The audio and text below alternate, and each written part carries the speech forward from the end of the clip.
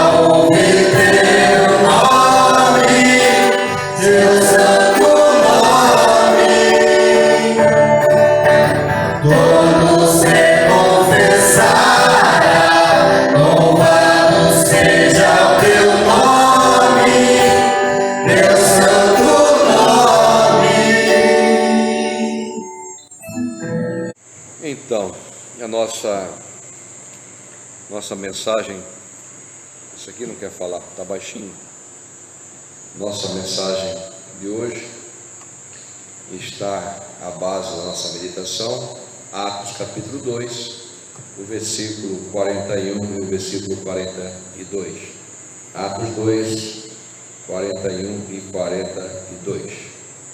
Diz assim: de sorte que foram batizados os que receberam a sua palavra, e naquele dia agregaram-se quase 3.000 almas, e perseveravam na doutrina dos apóstolos, e na comunhão, no partir do pão e nas orações.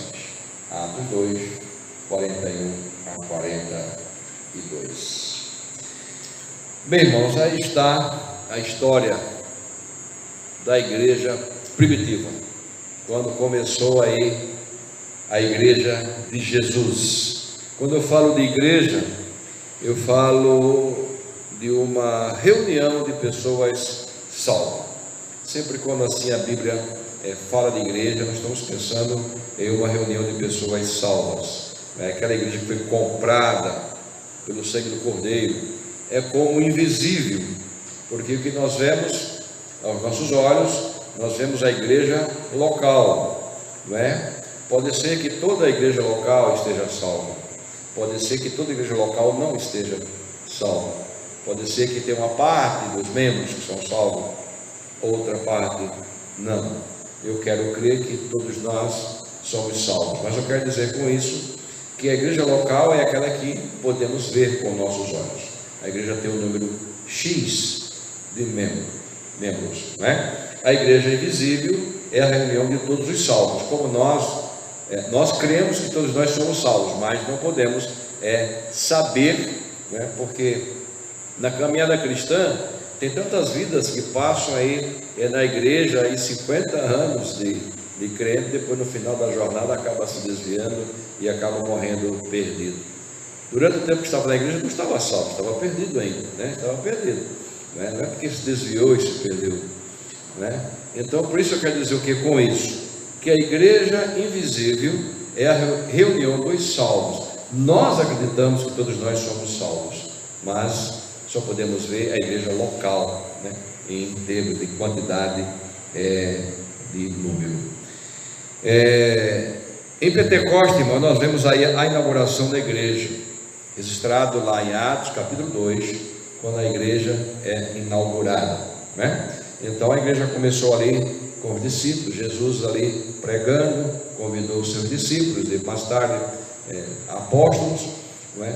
Então ali seria como o embrião da igreja. A igreja estava se formando, e ela se formou de fato em Pentecostes, lá em Atos capítulo 2, quando desce o Espírito Santo, como fala a palavra lá, como um som, como um vento forte, e como língua de fogo, e ali os apóstolos foram cheios do Espírito, e ali era uma festa de Pentecostes, e havia muitos de outras nações falando outras línguas, e Pedro começou ali a pregar na sua própria língua, e cada um entendia na língua, da sua própria língua também.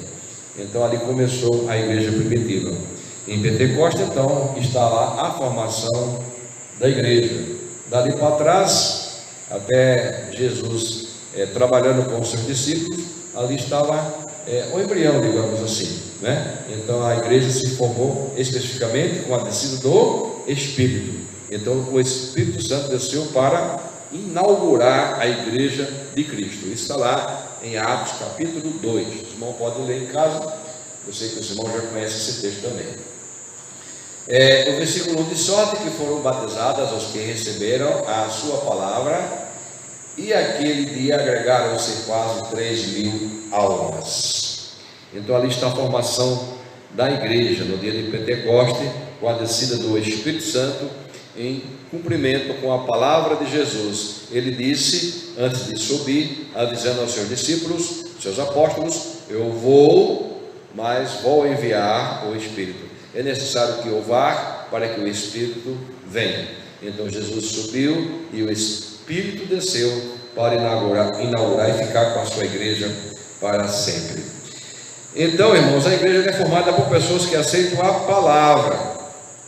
Veja bem, a igreja invisível, a reunião dos salvos, é formada de pessoas que receberam a palavra, como diz o texto de uma forma muito bem clara, de sorte que foram batizados os que receberam a sua palavra.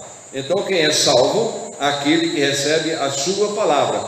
Isso é mais do que ir a uma igreja e se sentir atraído pela igreja, não é? E gostar da igreja e ser batizado e ficar por ali mesmo.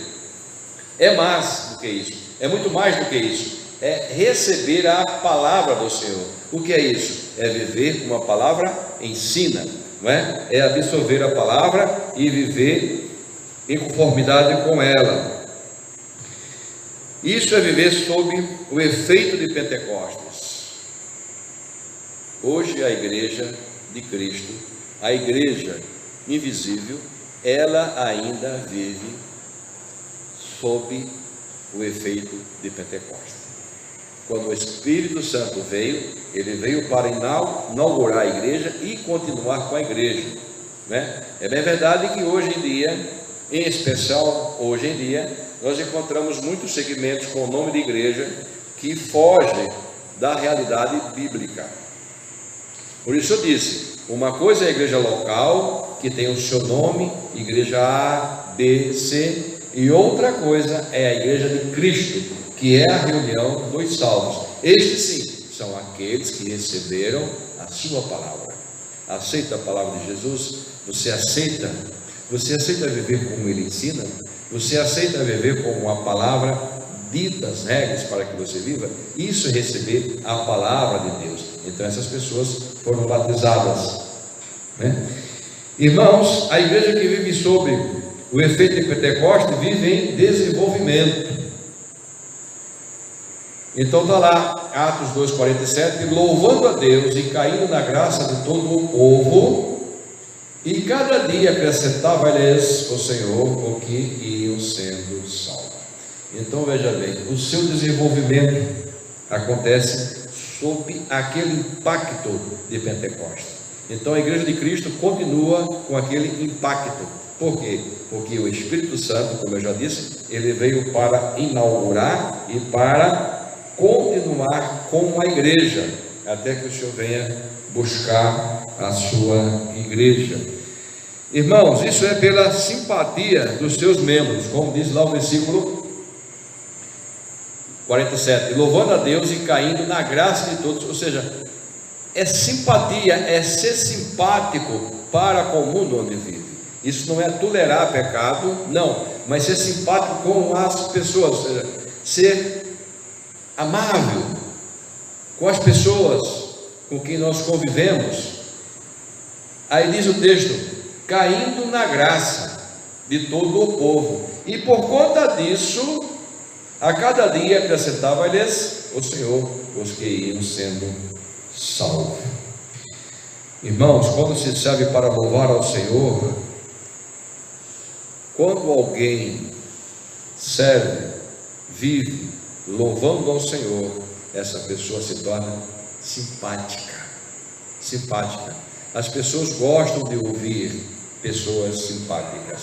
As pessoas gostam de conviver com pessoas simpáticas. Por isso eu disse, irmãos, a diferença entre a igreja visível e a igreja local. Muitas pessoas fazem parte apenas da igreja local.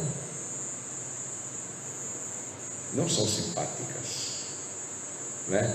Como diz o texto ali, é isso, louvando a Deus e caindo na graça de todo o povo. Então o povo viam simpatia naqueles homens de Deus, e por conta disso eram atraídos para a igreja, né? É a simpatia que conquista vida para Cristo. O crente cheio de razão, todo cheio de legalismo, não vai conquistar ninguém para Cristo. Nós temos que ter uma vida decente, uma vida santa, porém simpática para atrair as pessoas para Cristo. E assim a igreja vence as dificuldades sob o impacto de Pentecostes. A igreja invisível, a reunião de pessoas salvas, e quem faz parte dessa igreja invisível, mesmo dentro das dificuldades, se mantém firme na igreja. Quem já não ouviu aí algumas pessoas abrindo mão da igreja porque passou a ter tantos problemas na vida, tanta dificuldade, que acabou desanimando da igreja. Por isso eu digo, é muito bom entender o que é a igreja visível, o que é a igreja invisível. Uma pessoa pode pertencer à igreja visível, ao local, mas não pertencer à invisível, né? Muitos, porém, aos que ouviram a palavra, creram, e se elevou o número de homens quase 5.000. Atos 4:4. Irmãos, para aceitar é preciso crer, para crer é preciso ouvir, e para ouvir é preciso pregar.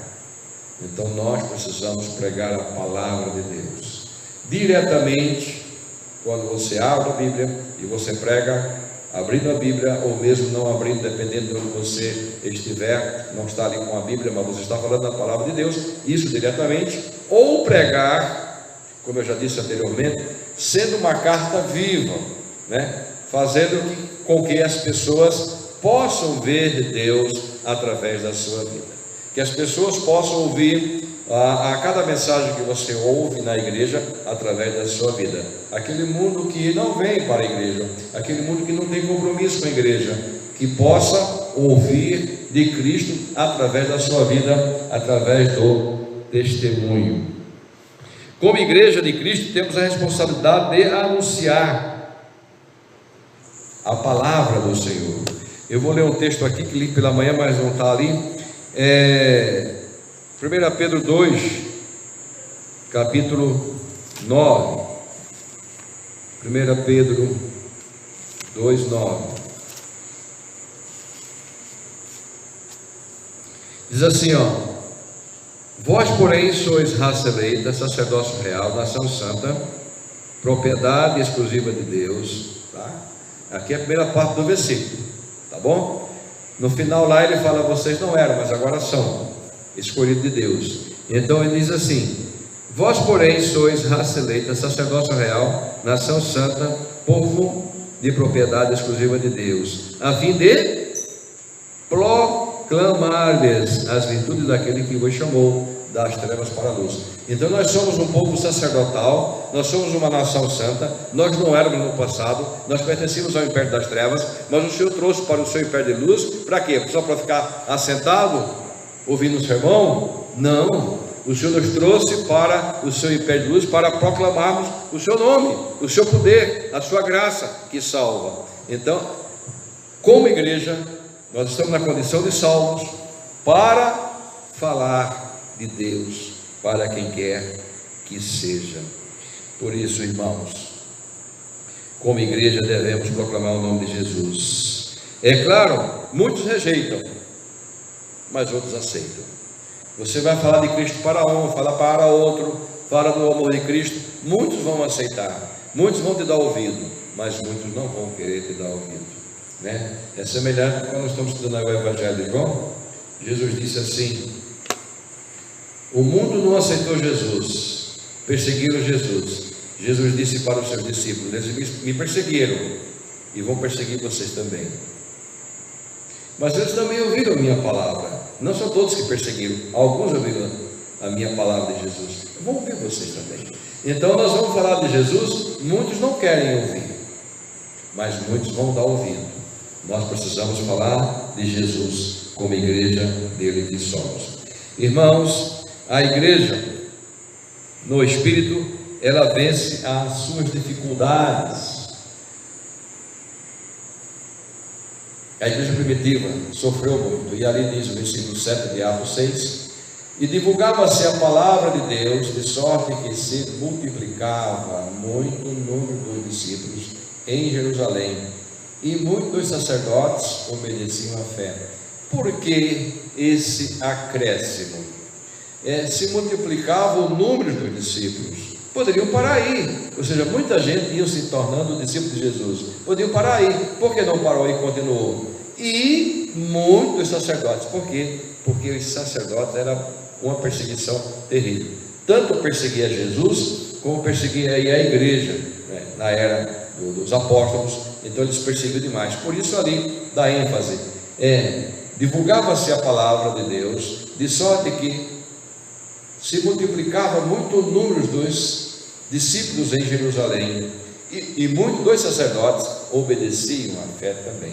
Por isso está acrescentando, porque os sacerdotes incomodavam muito, né? Os sacerdotes eram religiosos, quem mais oferecia resistência, né? Tanto com Jesus e com os apóstolos também. Mas a pregação da palavra acabava trazendo eles para Cristo, acabava quebrando aquela coisa religiosa, que é muito mais difícil você falar para uma pessoa que tem uma convicção religiosa do que quem não tem religião nenhuma.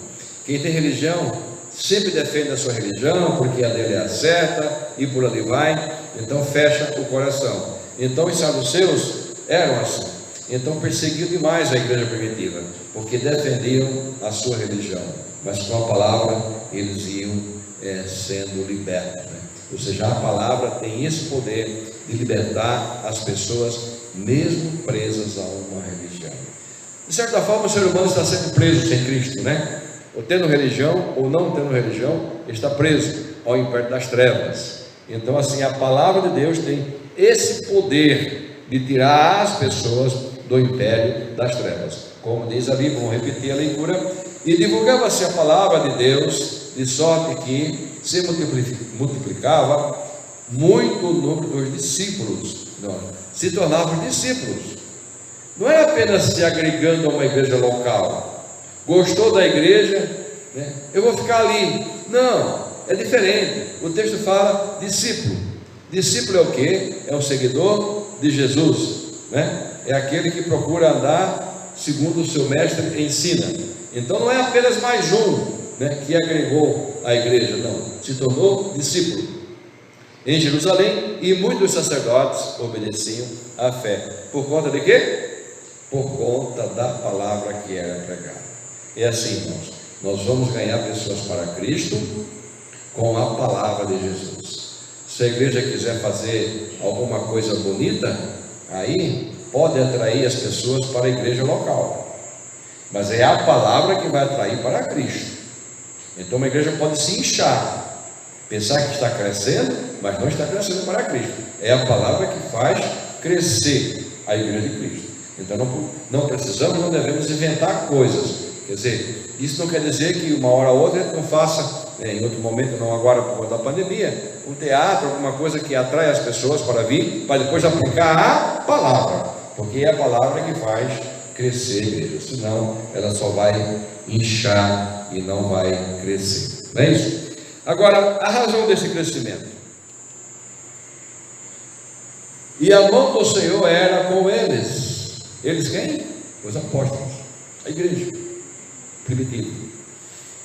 E grande número creu e se converteu ao Senhor. Atos 11, 21. Irmãos, viver sob a mão do Senhor é que vai fazer toda a diferença na igreja, na nossa família, não é? O crente que vive sob a mão do Senhor se torna um instrumento para converter pessoas a Cristo. Diz lá o texto: e a mão do Senhor era com eles, e grande número creu e se converteu ao Senhor. Por quê? Porque a mão do Senhor era com eles. Então precisamos viver embaixo das mãos do Senhor, né? Dirigido pelas mãos do Senhor. Você que deseja ser útil no reino do Senhor, se coloque nas mãos do Senhor. Deixa o Senhor dirigir a sua vida. Ele sabe o que é melhor para você. Ele sabe como usar você. Se coloque na mão do Senhor. Você que deseja a conversão de um amigo, de um parente, de um membro da família. Não tente convencer com a sua própria força, que você não vai convencer. Mas se coloque nas mãos do Senhor. Se coloque nas mãos do Senhor, que o Senhor vai capacitar você para ser um instrumento, para trazer quem quer que seja para Cristo. A nossa palavra, ela não é suficiente para convencer ninguém. Mas quando nós colocamos na mão do Senhor, diz o texto, e a mão do Senhor era com eles, e grande número creu e se converteu ao Senhor. Nós devemos orar por cada vida que pretendemos trazer para Cristo, seja parente, seja amigo, seja quem for. Precisamos orar, mas nós precisamos orar também por nós. Senhor, o que devo fazer para que de fato eu esteja sob as tuas mãos? Como devo proceder para que as tuas mãos estejam sobre mim? Nós precisamos orar por nós também, porque muitas vezes nós pensamos que estamos agindo certo, mas não estamos. Porque cada pessoa é um coração diferente, cada pessoa tem uma forma de entender. E de repente nós vamos colocar a nossa palavra, aquilo que nós sabemos, de acordo com como nós sabemos. Agora, quando Deus dirige, muda tudo. Lembra da palavra do semeador? Que saiu o semeador a semear, então a semente caiu em terreno duro, outra em terreno espinhoso, né? Outra em terreno rochoso e outra em terreno bom. Ali está simbolizando a cada coração, né? A semente é a palavra. Então ela vai chegar em cada coração, e cada coração está de uma forma, ou é de uma forma. E nós não sabemos como é cada coração, porque nós não temos esse poder de conhecer o coração de ninguém. Então nós precisamos nos colocar nas mãos do Senhor, orar para aquela pessoa que pretendemos trabalhar com ela para que se converta, mas nos colocar na mão do Senhor também, para: Senhor, como eu devo agir? Quando? Que palavra? Como devo fazer? Então, nós precisamos nos colocar nas mãos do Senhor, para que o Senhor nos capacite, para que sejamos um instrumento em suas mãos, e assim resgatar aquela vida que estamos orando há muito tempo para que se converta. Por isso diz o texto, e a mão do Senhor era com eles. Por que ali havia conversão? Porque a mão do Senhor era com ele. Quando é que a mão do Senhor é conosco? Quando nós estamos agindo segundo a sua vontade. Se nós vamos de acordo com o nosso conhecimento, de acordo com o nosso entendimento, por nós mesmos, então o Senhor não põe a mão, né? Nós precisamos nos entregar completamente. Senhor, eu estou orando por alguém, estou te pedindo que o Espírito Santo toque naquela vida.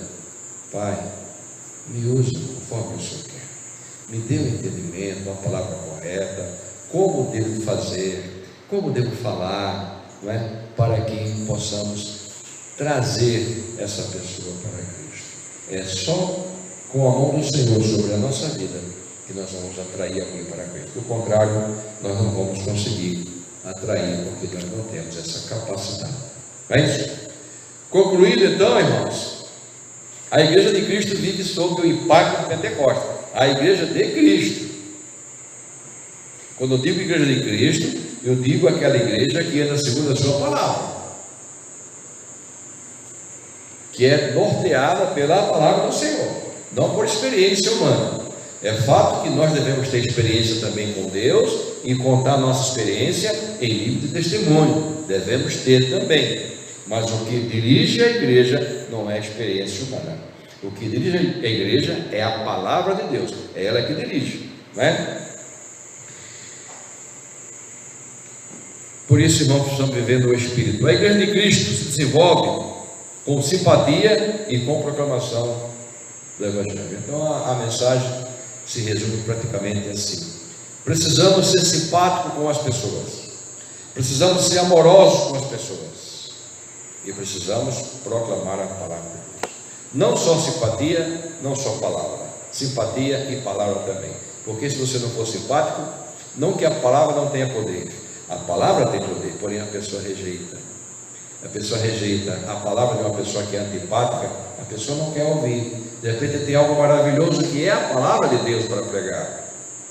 mas a pessoa rejeita. Então precisamos ser simpáticos, ter simpatia e proclamar a palavra de Deus, não é? Outra coisa, irmãos, é poder fazer crescer a igreja sem essa simpatia, sem a palavra de Deus, como eu já disse anteriormente. Isso vai acontecer um inchaço na igreja, mas não crescer no sentido vertical, não é? A igreja de Cristo se desenvolve com simpatia e proclamação da palavra. Outra coisa pode até fazer volumar, né? Hoje em dia tem muitos pastores aí, muitas igrejas criativas, que atraem as pessoas como se as pessoas fossem para um show.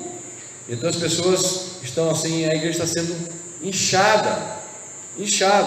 Então uma coisa é a igreja local, outra coisa é a igreja universal, que é a reunião de todos os salvos, a reunião dos salvos de Cristo. Irmão, só a palavra tem esse poder de transformar a vida. Só a palavra tem o poder de transformar. Nada pode transformar ninguém. Só a palavra de Deus.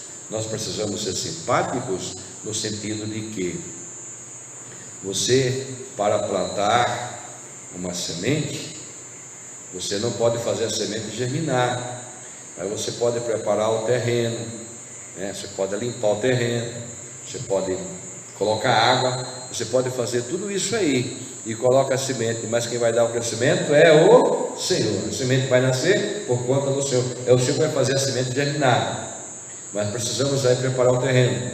Então o que é isso? É ser simpático com as pessoas. Não somos nós que vamos fazer as pessoas se converterem, mas nós vamos ser simpáticos. Nós estamos preparando o terreno para colocar a palavra de Deus. E foi assim com a igreja primitiva, e é assim com toda a igreja que vive sob o impacto de Pentecostes, viver sob a orientação do Espírito Santo de Deus. Fica aí, irmãos, a mensagem para essa noite, em que nós estamos aí em aniversário, e que essa igreja sempre seja como tem sido, A palavra de Deus é a regra de fé e prática, porque passar disso não convém, igreja, não convém, né? E enquanto estivermos aqui na face da terra, vamos seguindo a Bíblia, Deus nos deixou a Bíblia para segui-la, então o resto é resto, né? Como eu costumo dizer sempre na igreja, né? Profetiza para mim, a gente ouve muito isso aí, profetiza para mim. Então vem lá a pessoa e profetiza. Mas essa profecia, qual é a base bíblica? Não tem? Deus falou com a pessoa, mas eu não ouvi falar, né? Eu não ouvi falar. Então quer dizer, eu vou confiar no ser humano, porque ele está me dizendo algo, eu vou ter que confiar nele. E confiar no homem não é por aí, nesse sentido, né? Espiritualmente não, nós temos que confiar na palavra de Deus. Eu profetizo para você, eu digo isso para você assim, sempre que está escrito aqui, olha aqui, ó, aí já muda tudo, né? Quando você fala para alguém, Jesus te ama, você está profetizando, porque está escrito, né? O Senhor nos ama, Jesus amou o mundo de tal maneira que enviou seu Filho unigênito, para todo aquele que nele crê, não pereça, mas tenha a vida eterna. Creia em Jesus para você ter a vida eterna, você está profetizando. Você está usando a profecia escrita e está proclamando a profecia escrita para quem quer que seja. Isso é a palavra de Deus. E como igreja de Cristo, que possamos continuar sempre com essa convicção e com esse respeito à palavra de Deus. O resto é resto. Amém? Que Deus nos abençoe.